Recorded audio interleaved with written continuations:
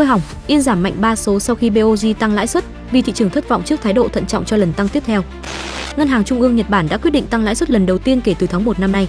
Mặc dù chênh lệch lãi suất giữa Nhật Bản và Mỹ đã thu hẹp, nhưng đồng yên vẫn tiếp tục mất giá, có thời điểm xuống mức khoảng 157 Yên đổi 1 đô la Mỹ. BOJ đã nâng lãi suất chính sách lên khoảng 0,75%, mức cao nhất trong vòng 30 năm qua.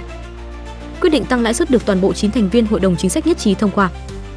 Thống đốc Ueda đã giải thích về lý do tăng lãi suất, đồng thời cho biết các thành viên hội đồng chính sách bày tỏ lo ngại rằng xu hướng đồng yên suy yếu gần đây có thể ảnh hưởng đến giá cả trong nước.